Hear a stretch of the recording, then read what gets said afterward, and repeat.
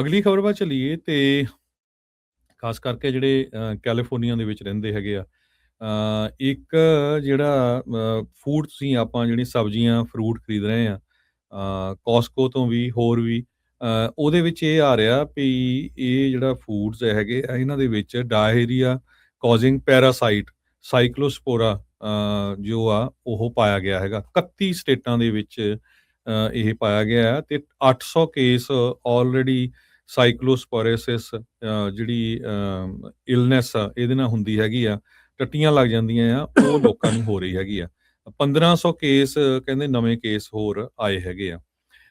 ਇਹ ਜਿਹੜਾ ਸਾਈਕਲੋਸਪੋਰਾ ਪੈਰਾਸਾਈਟ ਆ ਇਹ ਤੁਹਾਡੀ ਬਾਡੀ ਦੇ ਵਿੱਚ ਐਂਟਰ ਕਰਦਾ ਆ ਉਸ ਪ੍ਰੋਡਿਊਸ ਤੋਂ ਕੰਟੈਮੀਨੇਟਡ ਹੋਣ ਤੋਂ ਜਿਹੜੀਆਂ ਵੀ ਆਪਾਂ ਸਬਜ਼ੀਆਂ ਖਾਂਦੇ ਹੈਗੇ ਆ ਉਹ ਕੰਟੈਮੀਨੇਟਡ ਆ ਇਹਦੇ ਨਾਲ ਤੇ ਉਹ ਖਾਣ ਦੇ ਨਾਲ ਜਿਹੜਾ ਆ ਡਾਇਰੀਆ ਹੋ ਰਿਹਾ ਹੈਗਾ ਆ ਸੋ 1 ਵੀਕ ਤਾਈਂ ਜਿਹੜਾ ਆ ਸੀਡੀਸੀ ਵੱਲੋਂ ਦੱਸਿਆ ਗਿਆ ਵੀ ਬੜੇ ਕੇਅਰਫੁਲ ਰਹੋ ਹਿਸਟੋਰੀਕਲੀ ਕਹਿੰਦੇ ਪਈ ਬਹੁਤ ਸਾਰੇ ਜਿਹੜੇ ਫੂਡਸ ਹੁੰਦੇ ਆ ਉਹ ਕੰਟੈਮੀਨੇਟਡ ਹੁੰਦੇ ਆ ਜਿਨ੍ਹਾਂ ਚ ਰਸਬੈਰੀਜ਼ ਆ ਬਸੀਲ ਸਿਲੰਟਰੋ ਗ੍ਰੀਨ ਓਨੀਅਨਸ ਸਨੋਪੀਆਜ਼ ਲੈਟਸ ਮੈਸਕਲਨ ਤੇ ਸੈਲਡ ਮਿਕਸ ਤੇ ਇਹ 1990 ਦੇ ਵਿੱਚ ਵੀ ਆਊਟਬ੍ਰੇਕ ਇੱਕ ਵਾਰੀ ਹੋਇਆ ਸੀ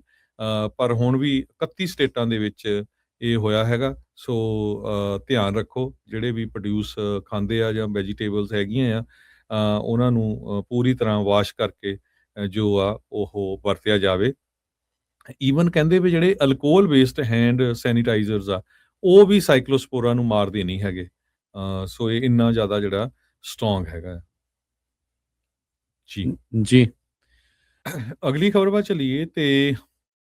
ਖਾਸ ਕਰਕੇ ਜਿਹੜੇ ਕੈਲੀਫੋਰਨੀਆ ਦੇ ਵਿੱਚ ਰਹਿੰਦੇ ਹੈਗੇ ਆ ਇੱਕ ਜਿਹੜਾ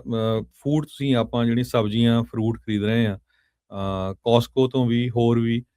ਉਹਦੇ ਵਿੱਚ ਇਹ ਆ ਰਿਹਾ ਵੀ ਇਹ ਜਿਹੜਾ ਫੂਡਸ ਹੈਗੇ ਆ ਇਹਨਾਂ ਦੇ ਵਿੱਚ ਡਾਇਰੀਆ ਕਾਜ਼ਿੰਗ ਪੈਰਾਸਾਈਟ ਸਾਈਕਲੋਸਪੋਰਾ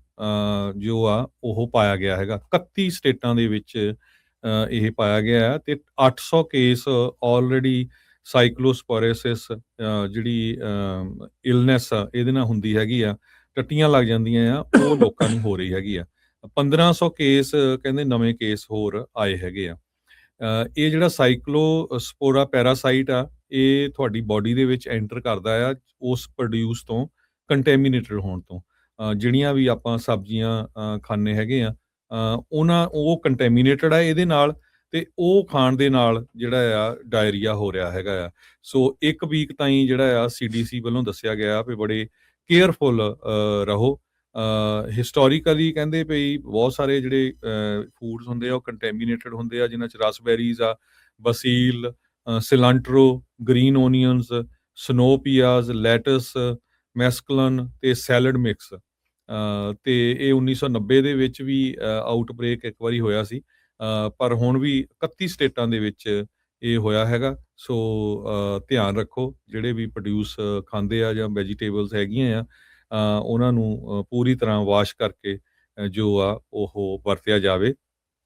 ਈਵਨ ਕਹਿੰਦੇ ਵੀ ਜਿਹੜੇ ਅਲਕੋਹਲ ਬੇਸਡ ਹੈਂਡ ਸੈਨੀਟਾਈਜ਼ਰਸ ਆ ਉਹ ਵੀ ਸਾਈਕਲੋਸਪੋਰਾ ਨੂੰ ਮਾਰਦੇ ਨਹੀਂ ਹੈਗੇ ਸੋ ਇਹ ਇੰਨਾ ਜ਼ਿਆਦਾ ਜਿਹੜਾ ਸਟਰੋਂਗ ਹੈਗਾ